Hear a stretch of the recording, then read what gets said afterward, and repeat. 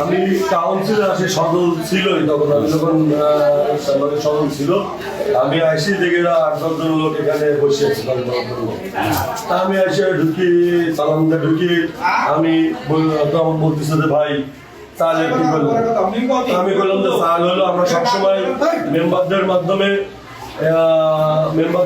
চেয়ারম্যানদের মাধ্যমে দলীয় নেতা কর্মীদের দিয়া সারা এই চাউলগুলো সবসময় বিতরণ করা হয়।